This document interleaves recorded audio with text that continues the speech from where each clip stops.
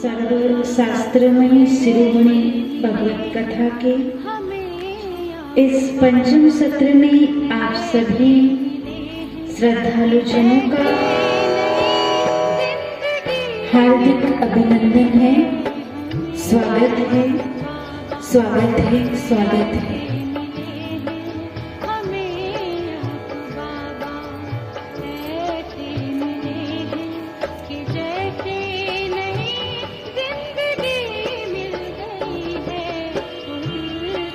आइए इस भगवत कथा के पंचम सत्र में हम जिस तरह से पिछले सत्रों में एक नए नए रहस्यों को नए नए उदाहरण के माध्यम से समझे, ठीक इसी तरह से आज हम भारत के उत्थान और पतन के रहस्य जानेंगे।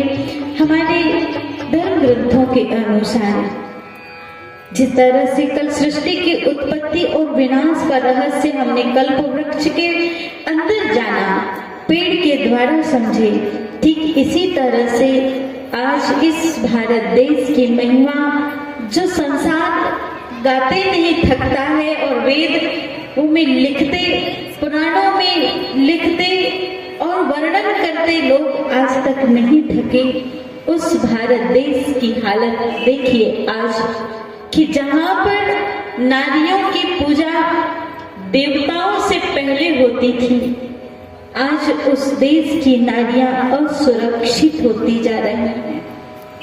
जहां पर पूरा भारत देश एक परिवार होता था और संपूर्ण विश्व को भी परिवार की भाषा देता था, आज उसी भारत देश में भाई भी भाई का नहीं हो पा रहा है। जहां पर पूरे संसार को एक शांति, प्रेम और एकता का संदेश देने वाला भारत, जिसके लिए गाते थे कि जहां डाल डाल पर सोने की चिड़िया करती थी अपना बसेरा, वो भारत देश है मेरा। करती है या करती थी? करती थी तो आज कहां गई? जो भारत देश में सोने की चिड़िया बसती थी या बसेरा करती थी, आज वो चिड़िया कहां चली गई? ना दिखाई देती सोने की डाल और ना दिखाई देती सोने की चिड़िया। और ऐसा लगता है कि इस चिड़िया को हम जितना करीब जाते हैं पकड़ने के लिए, वो हमसे और दूर भागती है। हम उसके निकट जाते हैं, वो चिड़िया हमसे और दूर भागती है। क्या कारण है कि वही देश तो आज भी है और उसी देश में रहने वाले लोगों की संतानें हम हैं, जहां हर एक बालक राधा और हर एक बालक मोहन और हर बाला राधा के जैसे हुआ करती थी। यहाँ पर आज वही बालक और बालिकाओं में ना राधा दिखाई देते हैं, ना मोहन दिखाई देते हैं, ना राम दिखाई देते हैं, ना कृष्ण दिखाई देते हैं। अगर दिखाई देते हैं ना, तो इन लोगों ने जिसका वध किया वो ज्यादा दिखाई देते हैं, है ना? जो श्री रामचंद्र जी, श्री कृष्ण जी, इन लोगों ने जिसका वध किए, उन लोगों के जैसे छवि संसार में दिखाई देती है। जिस भूमि को देव भूमि के नाम से जाना जाता है, जिस भूमि को ऋषियों की भूमि के नाम से जाना जाता है, जिस देश को भगवान अवतरण का देश माना जाता है, आज विदेशी कोई आता है तो इस देश को नतमस्तक करता है कि इतना पवित्र देश, ऋषि मुनियों संत महात्माओं के देश को, और उस देश के हम रहने वाले लोगों की हालत देखो आज कहां से कहां आ गई है। क्या कारण है हमारे देश में? जो एक देवताई घराना होता था, 33 कोटि देवी देवताओं का वास होता था, आज वो देव आत्माएं कहां हैं? हमने सुना है कि नर ऐसी करनी करे जो नारायण बने और नारी ऐसी करनी करे जो श्री लक्ष्मी बने। तो आज इस संसार में किस चीज की कमी है जो ये संसार स्वर्ग नहीं कहला रहा है? क्योंकि स्वर्ग में किसका राज्य था? देवी देवताओं का राज्य था। आज ये दुनिया स्वर्ग नहीं कहलाती, क्या कहलाती है? हाँ जी, नर्क कहलाती है, क्योंकि यहाँ राज्य किसका है? किसका है? हमारा बोलो ना। हाँ है या नहीं है? राज्य करने वाले कौन है? तो कौन सा राज्य बना दिया हमने इस देश को? स्वर्ग से नर्क बनाने वाले लोग भी हम ही हैं। तो ऐसा भी तो हो सकता है कि नर्क से स्वर्ग बनाने वाले लोग भी हम ही हो जाए। हो सकता है या नहीं? हो सकता है ना। तो वो लक्ष्मी नारायण जी आज कहाँ हैं? जिन्होंने संसार को स्वर्ग बनाकर रखा था। नर ऐसी करनी करे नारायण बन जाए।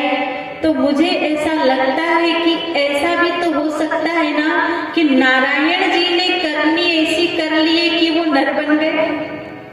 हाँ, और लक्ष्मी जी ने ऐसी करनी कर ली कि वो नारी बन गई। तो सतयुग के जो लक्ष्मी नारायण थे संसार को स्वर्ग बना के रख दिए, और वही लक्ष्मी नारायण जब नर और नारी बन गए तो संसार को नरक बना करके रख दिए। तो बनाने वाले भी हम ही हैं और बिगाड़ने वाले भी हम ही हैं। और इसका दोष किसके ऊपर डाले हैं हमने? मारने वाला है भगवान, बचाने वाला है भगवान। ये दोष उधर ही दे दिए, जबकि बनाने वाले भी हम हैं और बिगाड़ने वाले भी हम ही हैं। दुनिया बिगड़ गई, दुनिया बिगड़ गई। कैसे दुनिया बिगड़ गई? दुनिया बिगड़ी कि हम बिगड़ गए? हाँ, हम बिगड़ गए और हम सुधर जाएंगे तो दुनिया सुधरेगी या नहीं सुधरेगी? सुधरेगी ना। और दुनिया के बिगड़ जाने का बहुत बड़ा कारण है। क्या कारण है?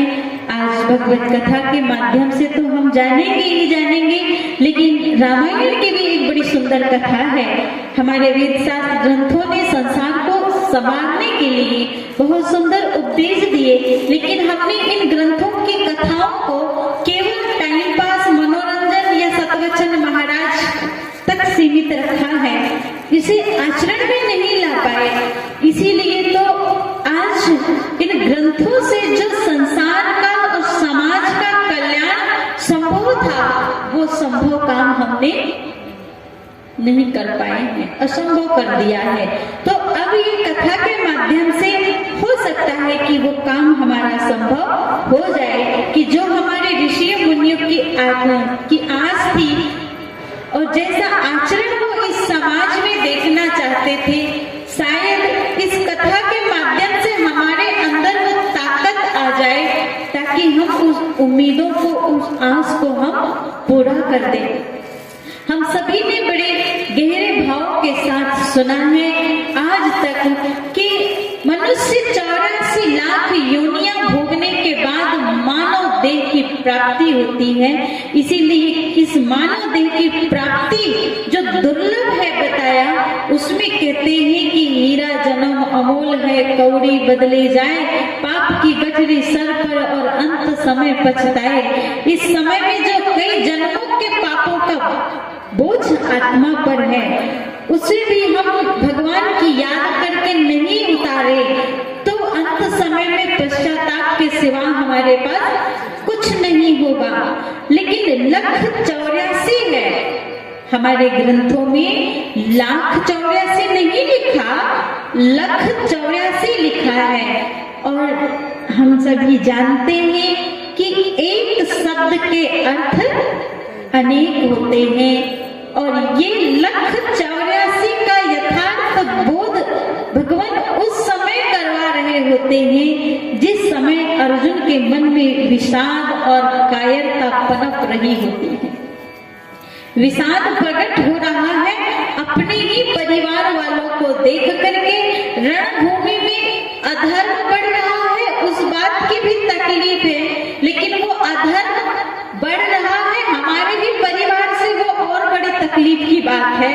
और फिर उससे बड़ी तकलीफ की बात ये है कि जो युद्ध करना है वो भी परायों से नहीं, अपने ही परिवार वालों से। ऐसा युद्ध ऐसा नहीं है कि अर्जुन युद्ध भूमि में पहली बार खड़े हो रहे थे। अर्जुन ने अकेले ही कई युद्ध जीत चुके थे, लेकिन इस बार क्यों घबराहट हो रही थी? इस बार क्यों घबराहट हो रही थी? इस बार डर लग रहा था, क्योंकि मरने वाले भी अपने थे और मारने वाले भी अपने थे। हालत ऐसी थी कि जैसे हम कह रहे हैं कि ये कथा जो आप सुन रहे हैं ना, भाइयों को कहो कि जाकर के आप अपने बड़े भाई या पिताजी को ये कथा सुनाओ, और बहनों को कहें कि अपने ससुर और पति को जाकर के सुनाओ, तो इतनी आसानी से सुना पाएंगे क्या? या उदाहरण देखा जाए कि जितना पड़ोस के बच्चे के लिए हम निश्चित रूप से निर्णय दे देते हैं कि ये गलत काम कर रहे हो, इसकी सजा तुमको ऐसी मिलनी चाहिए, उनकी माँ को भी कह देते हैं ऐसा पुत्र का तो घर से बाहर चला जाना अच्छा है, लेकिन वही अपराध जब अपना बच्चा करने लगता है तो वैसा ही सलूक हम करने के लिए तैयार है क्या? है? नहीं है। यही स्थिति तो थी अर्जुन की। और हम जब भगवत कथा महाभारत के समय में ज्ञान देते हुए सुनते हैं तो लगता है कि भगवान समझा रहा है, ये अर्जुन समझ क्यों नहीं रहा है? ऐसा लगता है ना कि ये अर्जुन को समझ में क्यों नहीं आ रही है। अच्छा, हम होते अर्जुन की जगह वहां तो मुझे लगता है 18 अध्याय में हमारा काम नहीं होता, 32 भी होते कि नहीं पता, 32 में भी समझते कि नहीं हम, है या नहीं?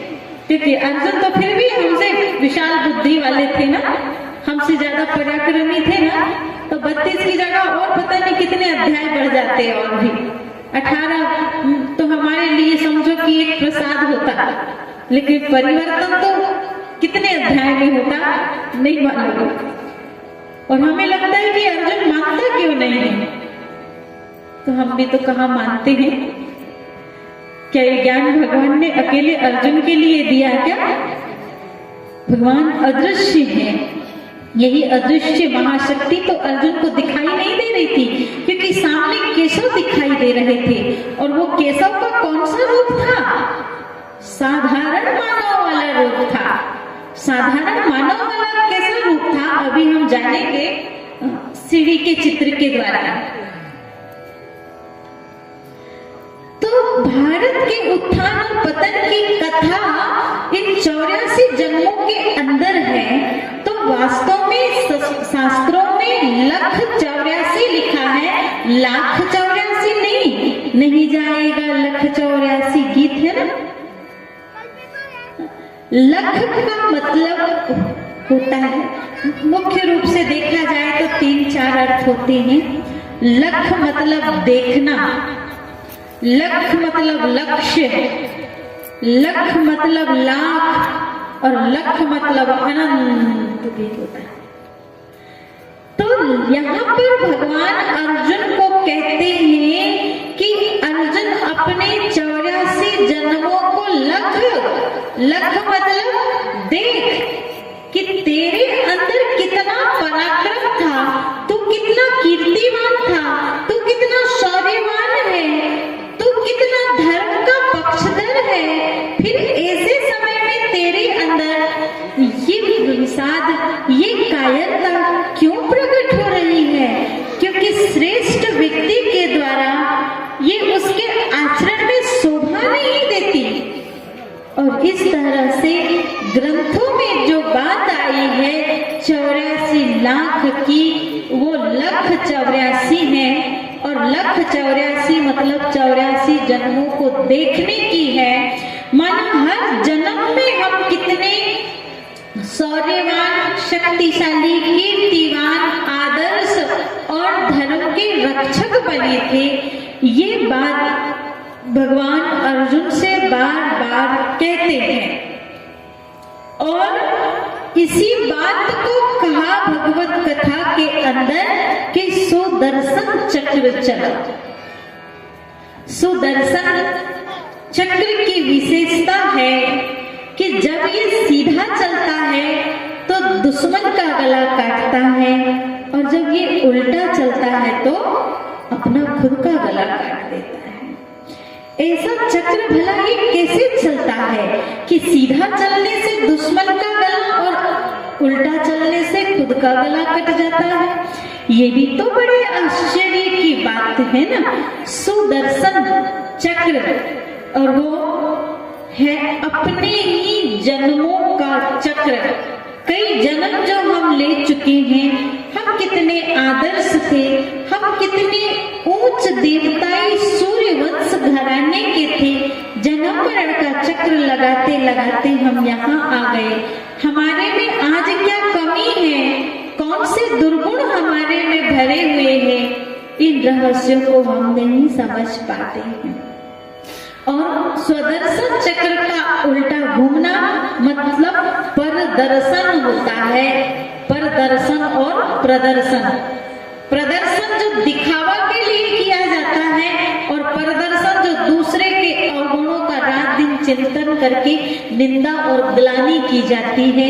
और हम सभी जानते हैं कि जिन बातों का चिंतन बार बार बार बार होता है वो एक दिन हमारे चरित्र का हिस्सा बन जाती है। इसीलिए हमारी संस्कृति में कहते हैं कि जैसा देखो चित्र वैसा बनता है चरित्र, है या नहीं। और इस दीवारों में पहले होते थे किसके चित्र, देवी देवताओं के, महान आत्माओं के। और आज किसके होते हैं, आज किसके होते हैं, बताइए।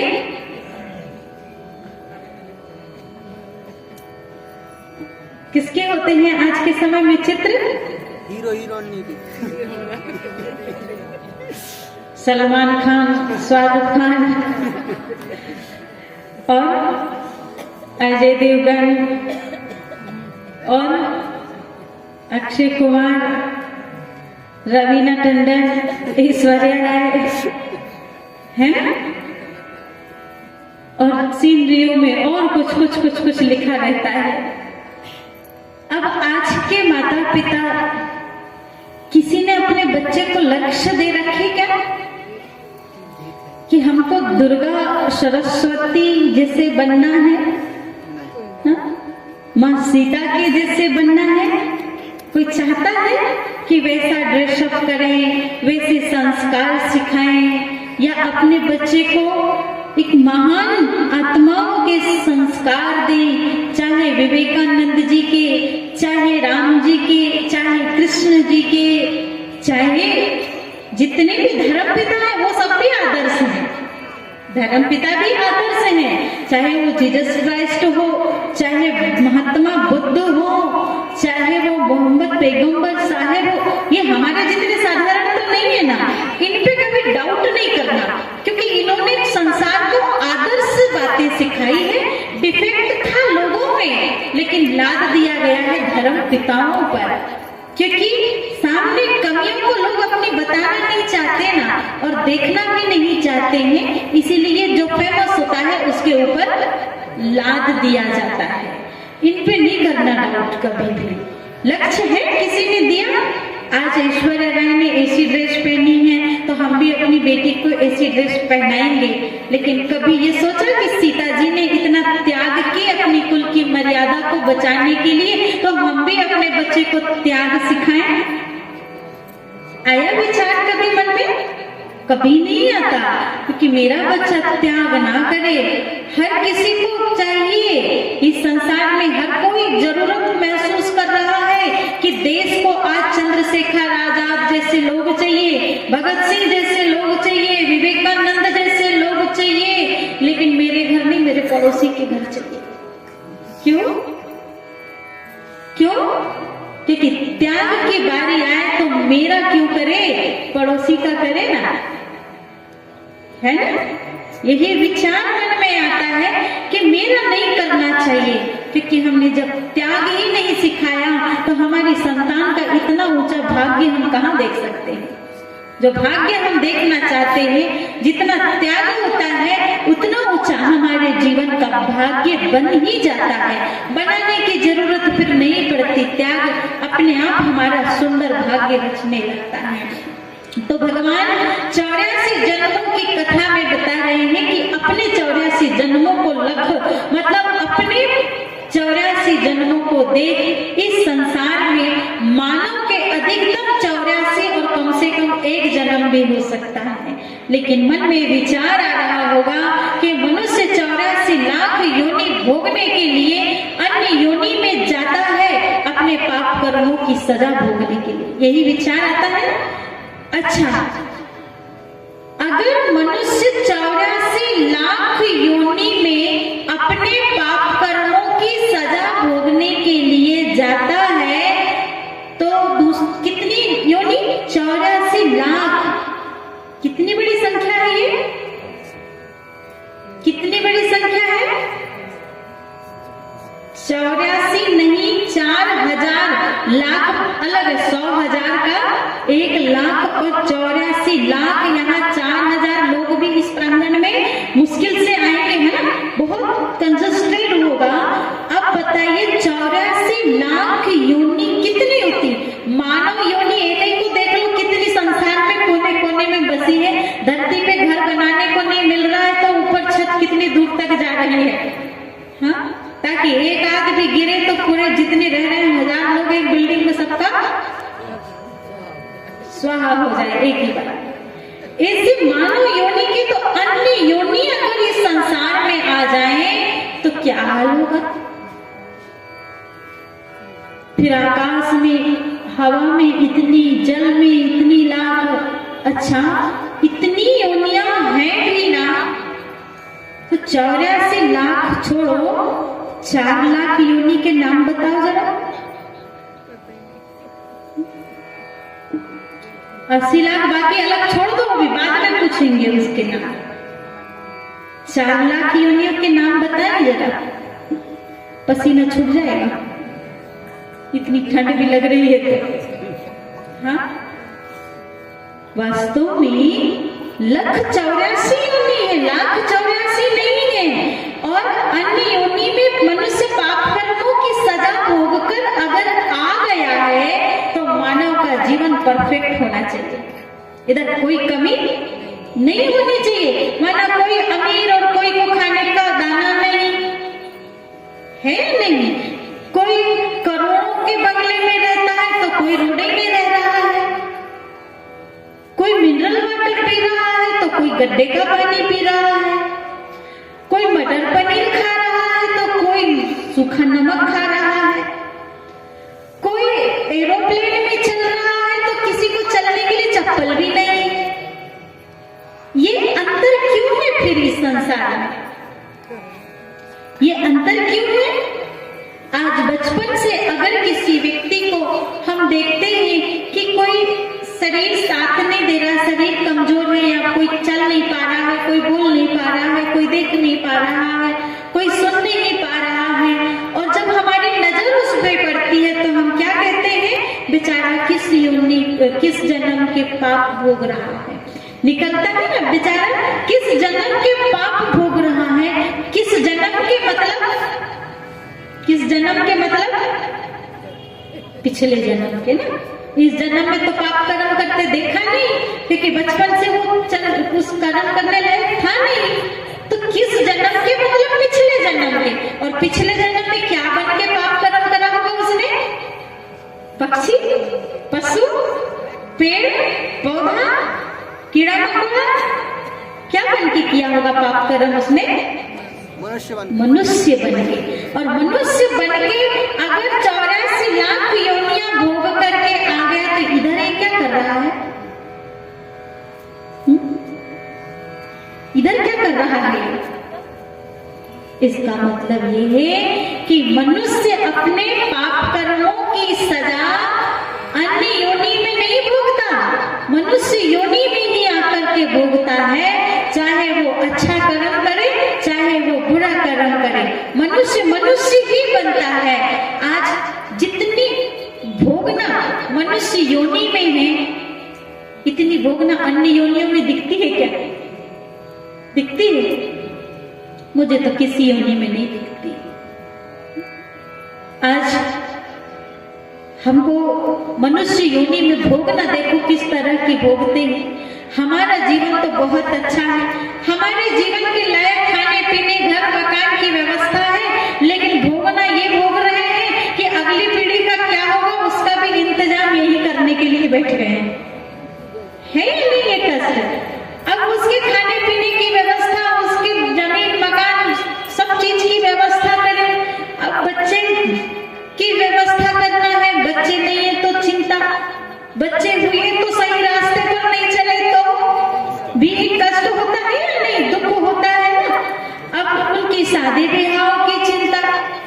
की पढ़ाई लिखाई की चिंता, नौकरी धंधे पानी की चिंता। पशु पक्षी को रहती है क्या ये चिंता? रहती है उनको चिंता? नहीं रहती। तो मुझे लगता है सबसे अच्छी योनि भोगने के लिए मनुष्य योनि से कोई दूसरी योनि हो ही नहीं सकती है। न पशु पक्षी को बच्चे पैदा करने की चिंता, न पढ़ाने लिखाने की चिंता, न शादी ब्याह करने की चिंता है कि किसी पशु पक्षी को? नहीं। ये सब चिंता किसके साथ है? तो भोगने की योनि कौन सी है? अब दूसरी योनि में जाने की जरूरत नहीं है। जरूरत अब भी नहीं है और पहले भी नहीं थी, क्योंकि पहले भी भोगना हम सभी यहीं पर भोगते थे। फिर भी अगर मान्यता के अनुसार लगता होगा कि दूसरी योनि में जाना ही पड़ता है पाप कर्मों की सजा भोगने के लिए, तो आज देखिए कि किसी को शापित कर दिए, मान लीजिए किसी ने बहुत चिल्लाया चीखा तो कहेंगे जा तेरे कुत्ते की योनि में जन्म हो जा। किसी ने बहुत किसी को तंग करा तो जा तेरे सुअर की योनि में जन्म हो जा। किसी ने चोरी किया तो कहेंगे जा तो बिल्ली के जन्म में चले जा। अब किसी ने किसी को बहुत सताया या किसी की हत्या कर डाला तो कहेंगे जा तेरा हिंसा की योनि में जन्म हो जा। माना चोरी करने वाला अगर बिल्ली बन गया, सताने वाला सुअर बन गया, चिल्लाने चीखने गाली गलौज करने वाला कुत्ता बन गया, किसी की हत्या करने वाला शेर बन गया, तो शेर बनने के बाद उसकी हिंसा की प्रवृत्ति बढ़ेगी या घटेगी? घटेगी या बढ़ेगी? बिल्ली बनने के बाद उसकी चोरी की प्रवृत्ति घटेगी या बढ़ेगी? बढ़ेगी। सुअर बनने के बाद गंदा काम करने की आदत बढ़ेगी कि खत्म होगी? सुअर को टेंशन होता है कि क्या खाना है और कहाँ सोना है, वो तो कीचड़ में भी आनंद से लोट-पोट होती, उसको टेंशन होता है क्या? नहीं ना। कुत्ता बनने के बाद वो भौंकने की आदत ज्यादा बढ़ेगी कि घटेगी? और सजा क्यों दी जाती है? अपराध को कम करने के लिए या बढ़ाने के लिए? अपराध को खत्म करने के लिए सजा दी जाती है।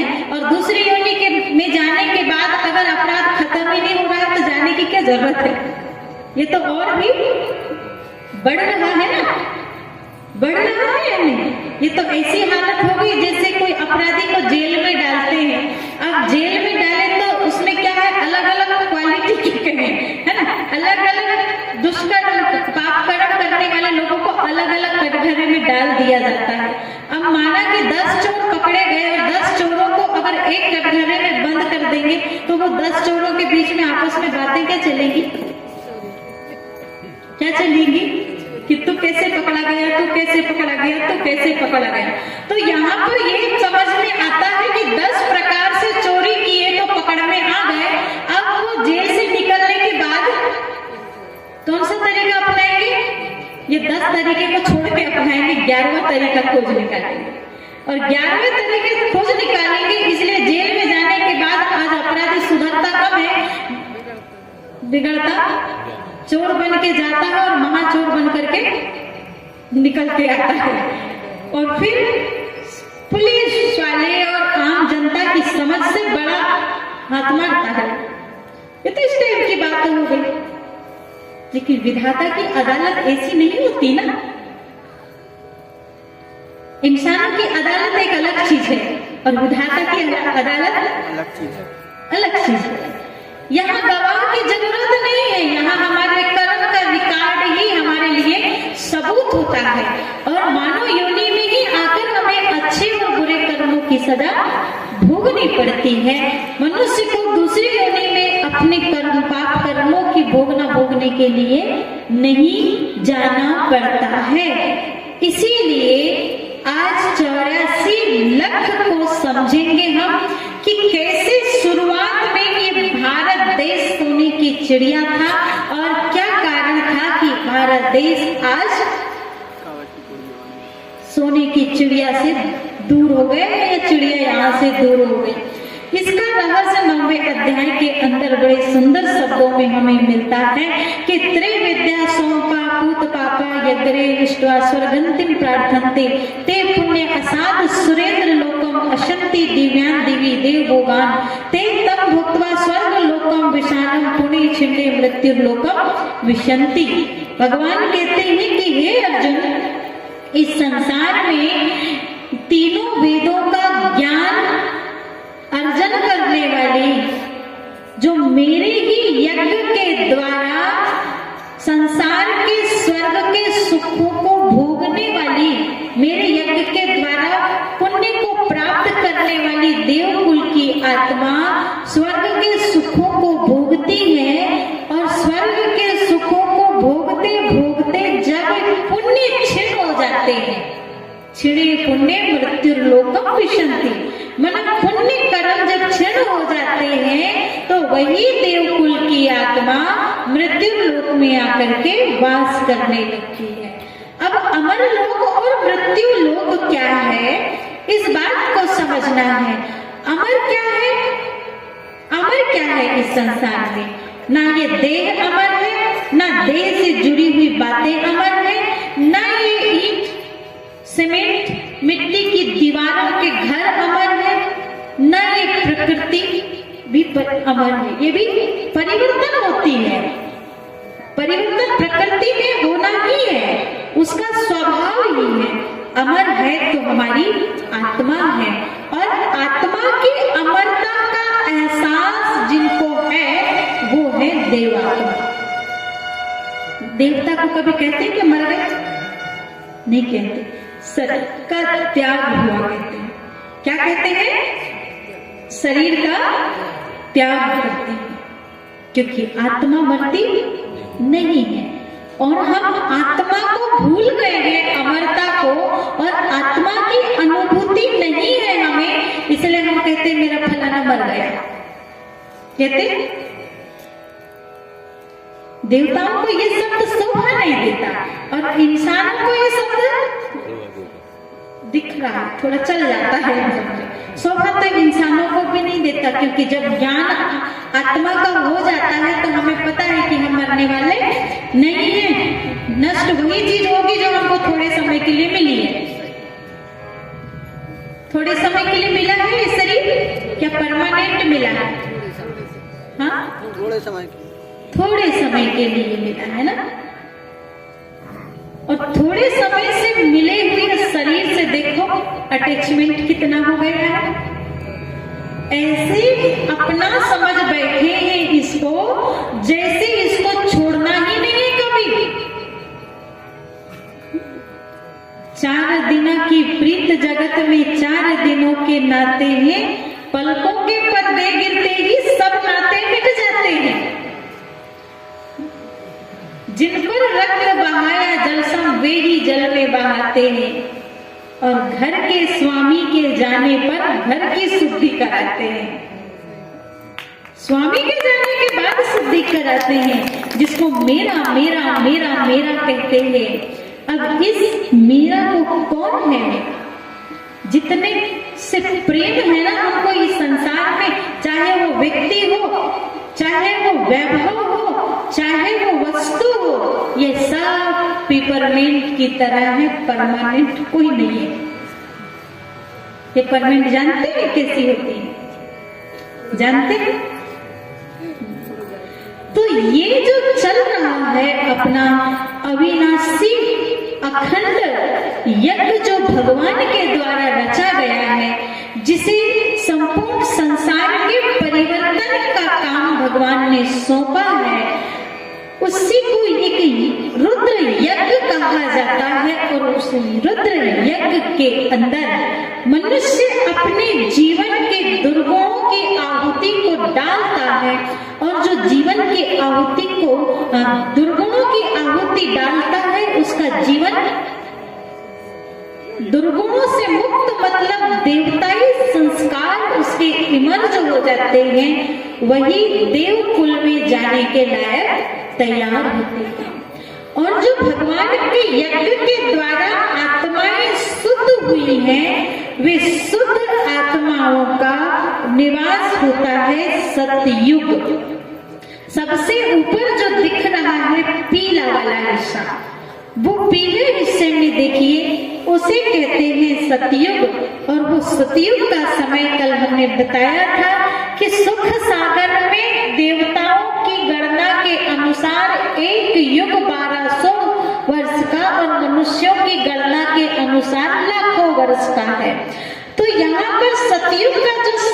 कहलाया है, उस सतयुग की शुरुआत में देखिए राधे और कृष्ण जी दिखाई दे रहे हैं, उनके बाद लक्ष्मी नारायण जी दिखाई दे रहे हैं। वो सतयुग का समय जहां पर संपूर्ण विश्व में सूर्यवंशी घराना था और देवताई कुल था, जहां पर 16 कला संपूर्ण आत्माओं का वास रहता था। और 16 कला संपूर्ण आत्माएं जो देवता घराने की थी, वो कौन है?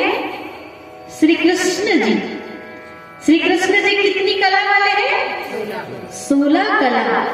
कौन कौन सी कला थी 16 में? गाय चराने की, माखन चुराने की, डांस करने की, और क्या गोपियों के संग नाचने की? नहीं, ये कला नहीं है। कला माना क्वालिटी होता है, योग्यता होता है। और 16 मतलब ये 2, 4, 5, 6, 8, 10 ऐसे गिनती वाला 16 नहीं है। पुराने जमाने में कोई एकदम सच बोलता था तो क्या कहते थे? फलाना 16 आना सच बोलता है। 16 आने का 1 रुपया होता था। होता था या नहीं? आप बोलिए ना, हम तो सुनी सुनाई बता रहे हैं, आप तो आंखों देखी बताएंगे।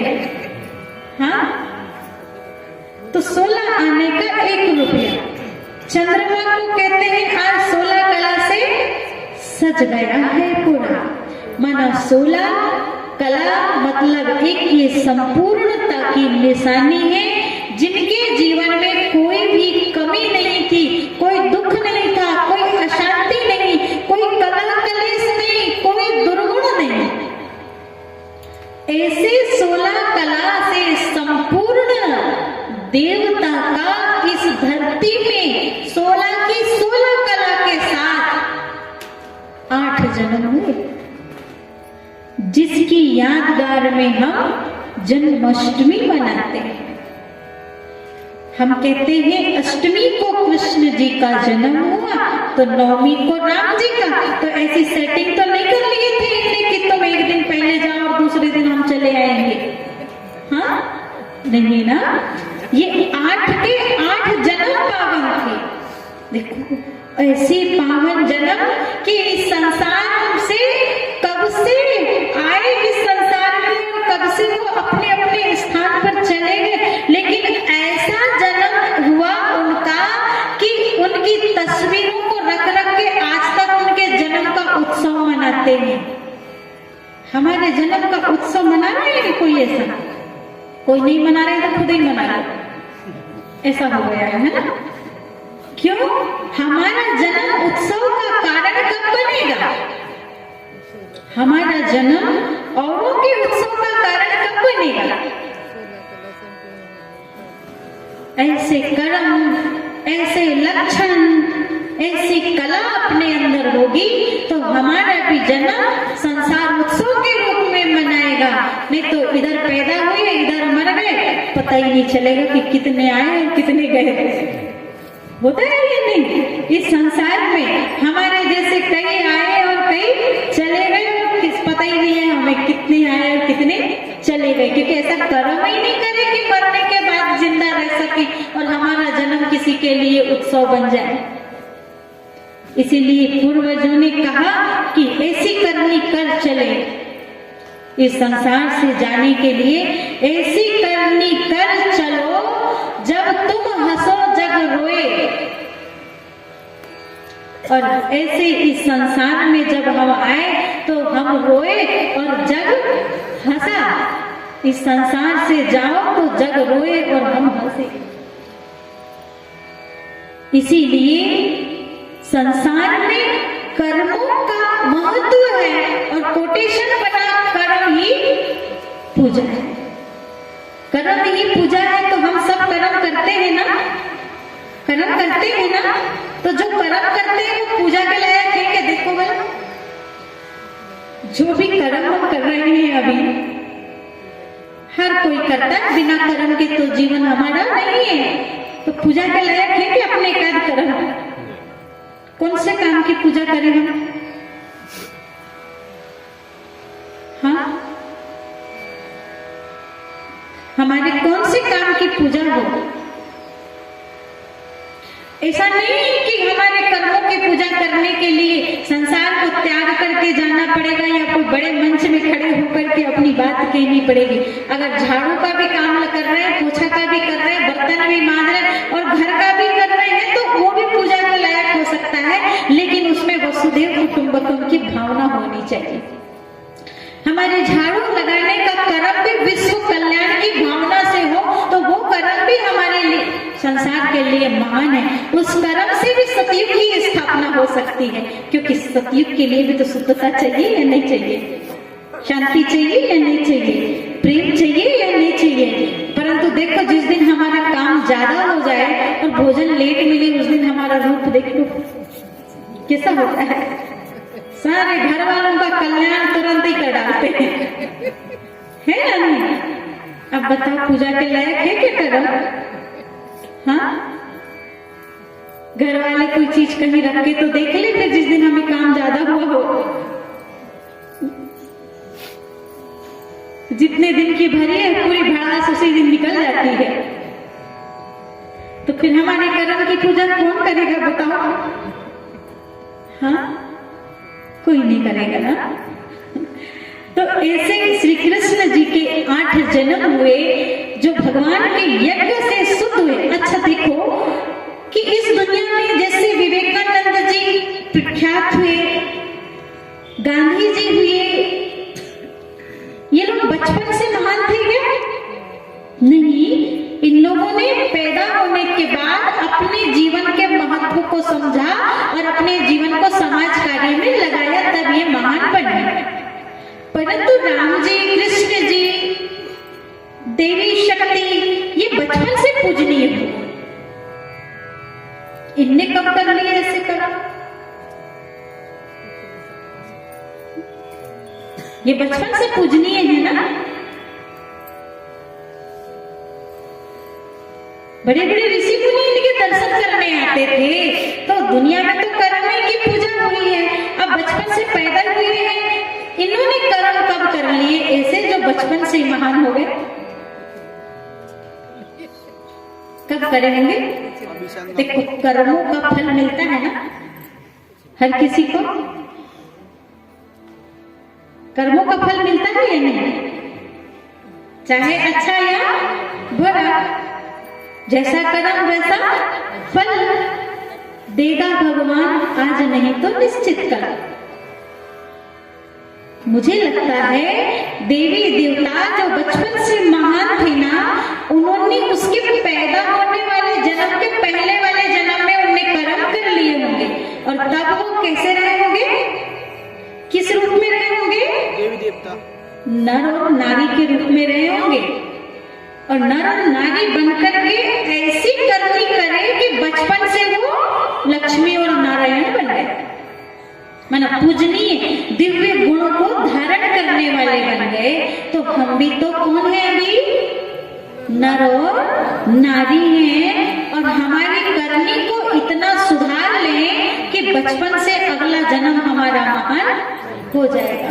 इसलिए भविष्य की चिंता नहीं करना, अगर वर्तमान भला तो सब भला, भविष्य भी भला और युगों युगों तक भला।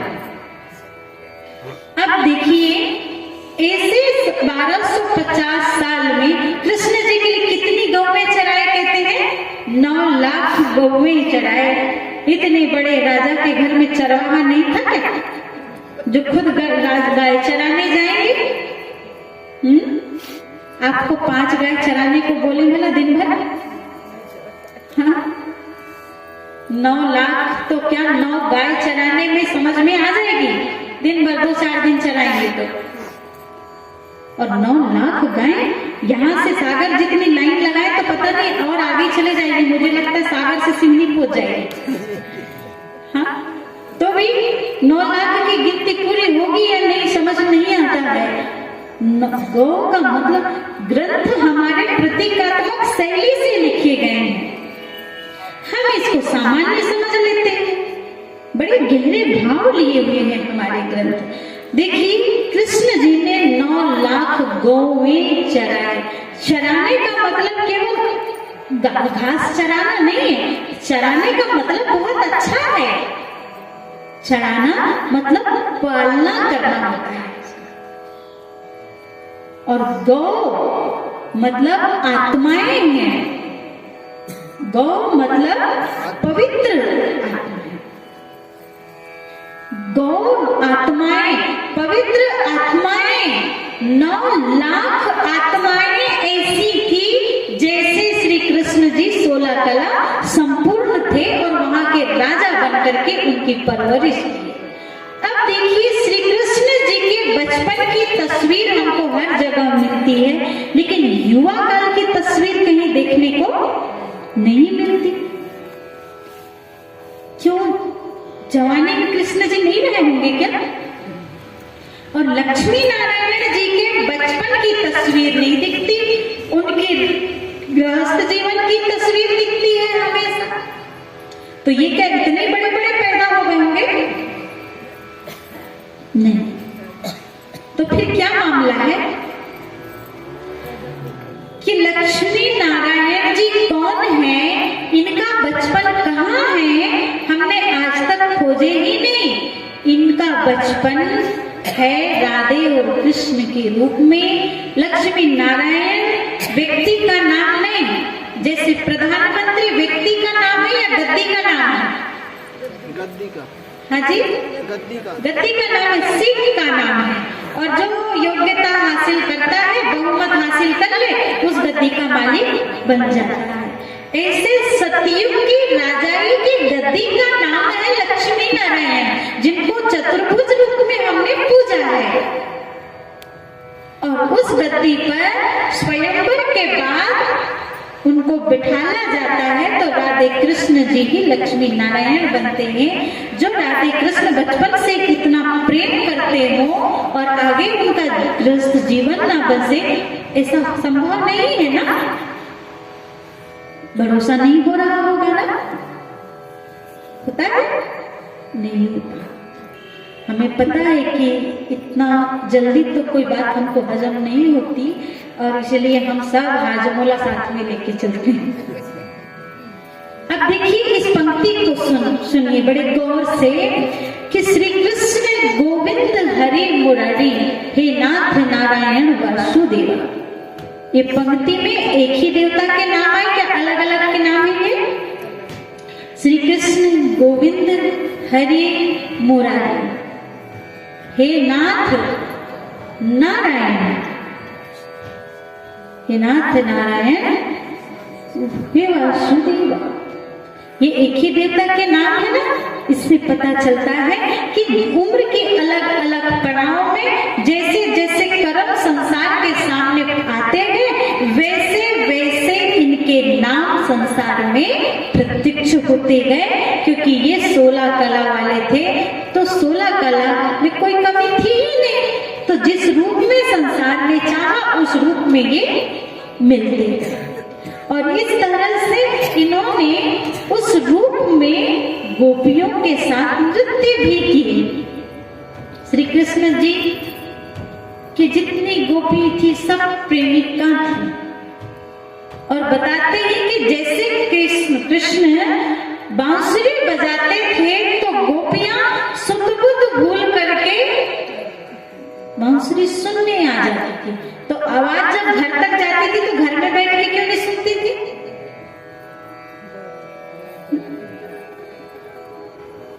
जैसे मुरली की आवाज सुनाई दी, गोपियां अपने काम धंधे छोड़ छोड़ के भागी। तो घर में सुनाई देती थी, तो फिर काम करते करते क्यों नहीं सुनी? तो मुरली का मतलब केवल बांसुरी की धुन नहीं है, मुरली का मतलब होता है ज्ञान। मुरली का मतलब है ज्ञान। और ज्ञान सुनाने की एक बेला होती थी, समय होता था।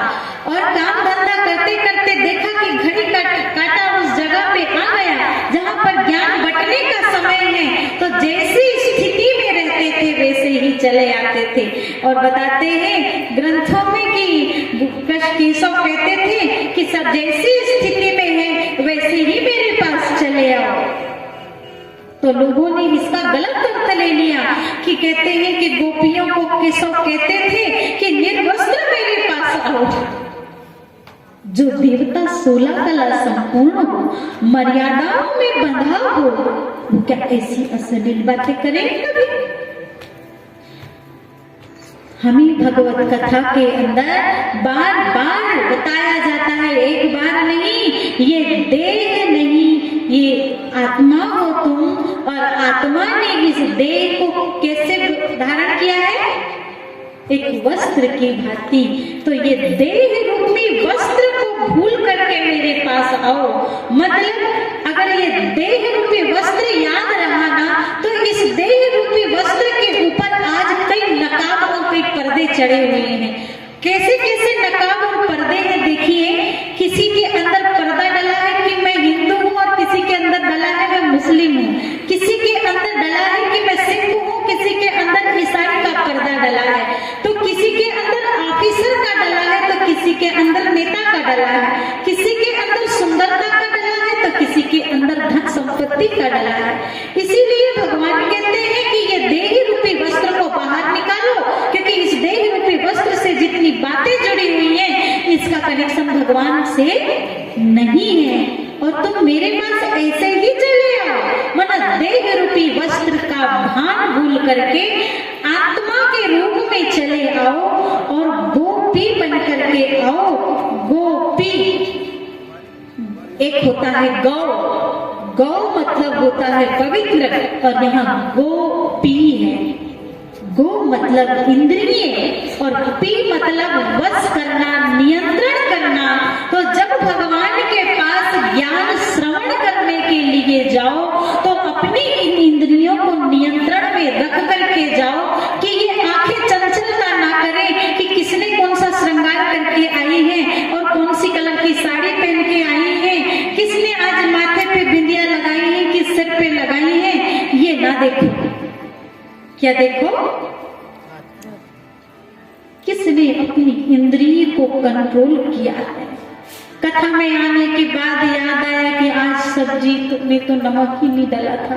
जाने के बाद पता नहीं घर के लोगों ने खाई होगी तो हमारी क्या हालत करेगी।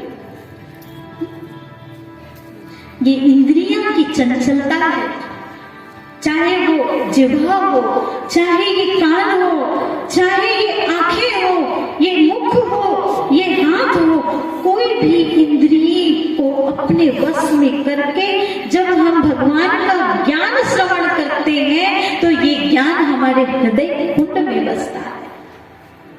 अगर इंद्रियां चंचलता करेंगी तो यहाँ बैठकर भी हम यहाँ नहीं होंगे, 2-3 घंटे हमारे पूरे बर्बाद होंगे। इसीलिए भगवान कहते हैं कि गोपी बन करके आओ, मतलब अपनी इंद्रियों को अपने वश में करके आओ, नियंत्रण में रख करके आओ। और ऐसे 16 कला संपूर्ण श्री कृष्ण जी ने जो विशेषताएं थी, उन विशेषताओं को संसार में दबा दिया गया और उदाहरण को सामने ला दिया गया। इसीलिए हमारे देवताओं की इतनी ऊंची मर्यादा आज तक दुनिया में केवल व्यंग का रूप रह गई है। व्यंग बन के हैं या नहीं?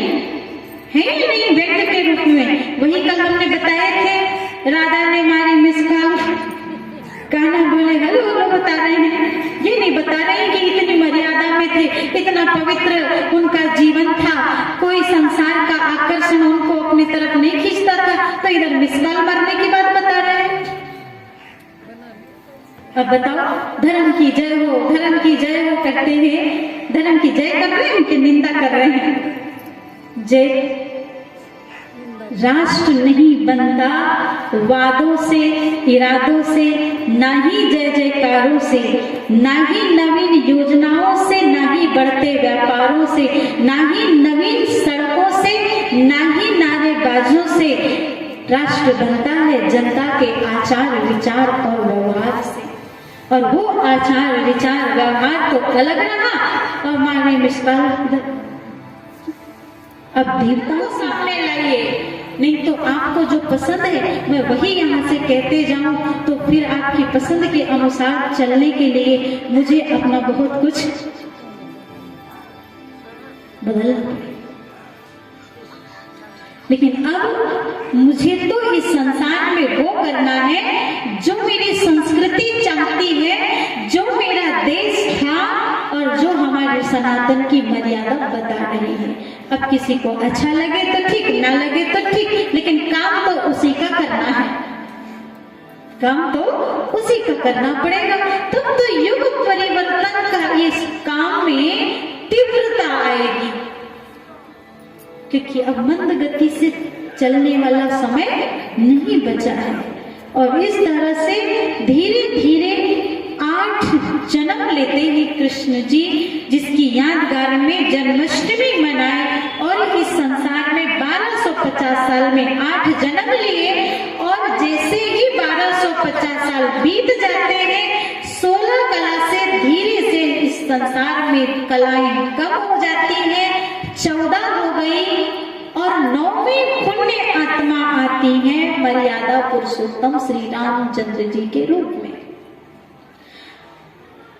जब हमारे मर्यादा पुरुषोत्तम श्री रामचंद्र जी जो त्रेता के राजा थे और दशरथ जी के पुत्र सीता जी के पति थे, और उन्होंने इस संसार में 9वीं पुण्य आत्मा के रूप में जन्म लिया, और संपूर्ण मर्यादाओं में बंधे हुए होने के कारण उनका भी जन्म 9वीं के रूप में मनाया जाता है। कौन सी 9वीं मनाते हैं हम सभी? रामनवमी। रामनवमी के रूप में उनका भी जन्म उत्सव का कारण बना, क्योंकि उन्होंने भी 1250 साल में 14 कला के साथ 12 जन्म लिए। 12 जन्म, 9वीं पुण्य आत्मा ने 12 जन्म लिए 14 कला के साथ। 14 कला मतलब वही कला गिनती की नहीं, क्वालिटी थी। जैसे स्थिति ऐसी थी जैसे घड़े से 2 गिलास पानी निकाल लिया जाए तो खाली हो गया कहेंगे कि घड़ा? नहीं, थोड़ी सी कमी। त्रेता मतलब थोड़ी सी त्रुटि थी सत्य में, लेकिन अधर्म नहीं था। एक ही धर्म था, कौन सा? सत्य सनातन देवी देवता धर्म था, और उस धर्म की मर्यादाओं में बंधे थे, और इसीलिए उनके भी जन्म का उत्सव मनाया गया।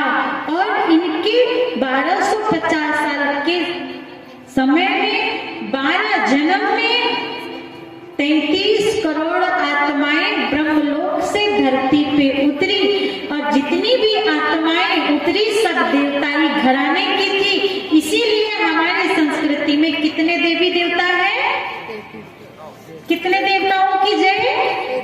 33 कोटि देवी देवताओं। जो सर्व शास्त्रों में श्रोमणी श्रीमद् भगवत की जो कथा है, ये सब वेदों शास्त्रों का सार है।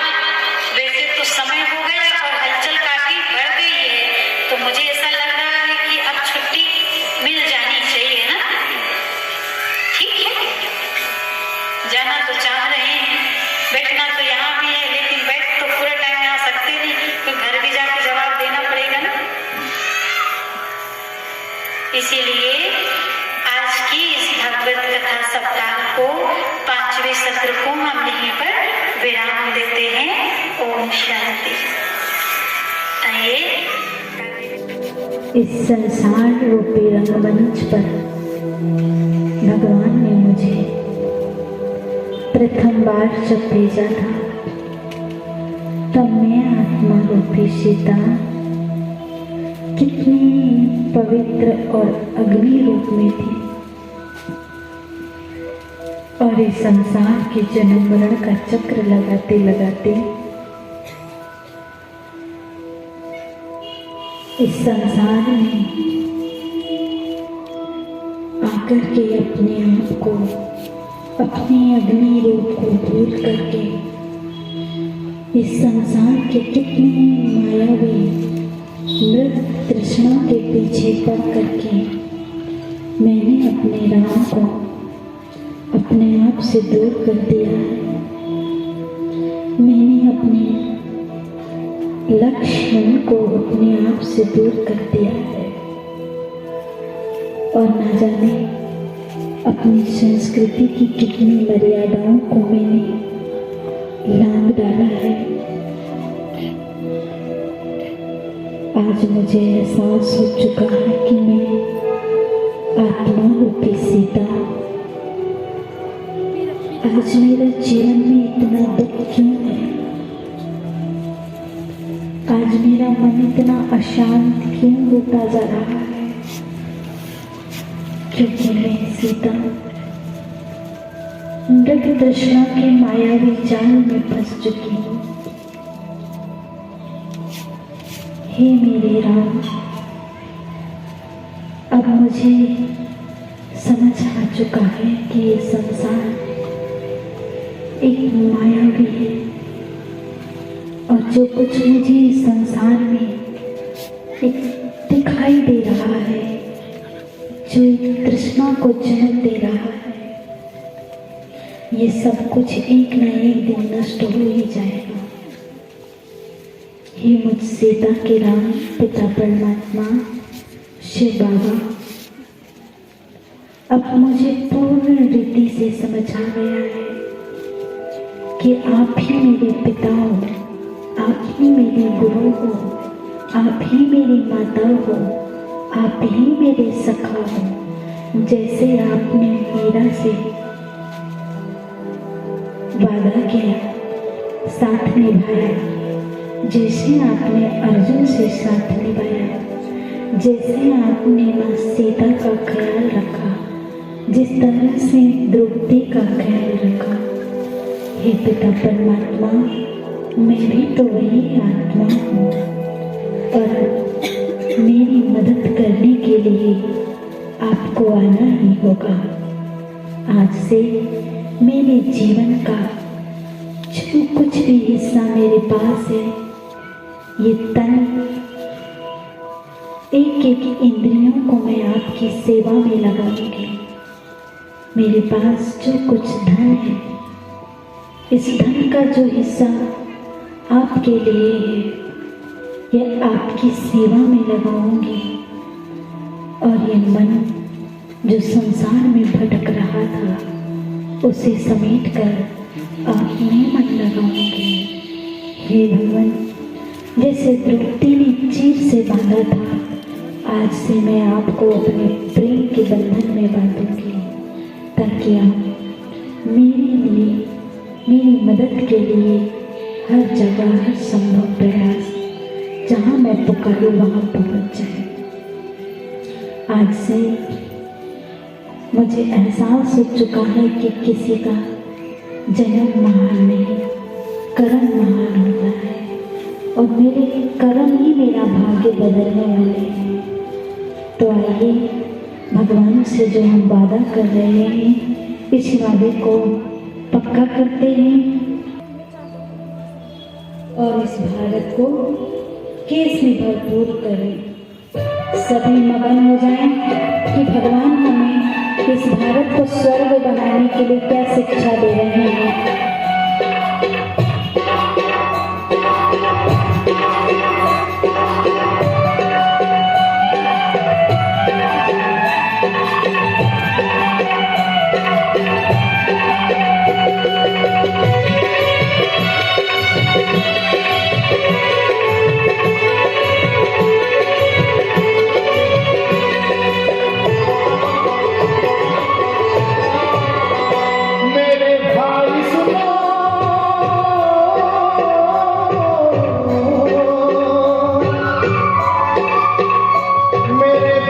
जन्म से नहीं कर्म से बने, जन्म से नहीं कर्म से बने।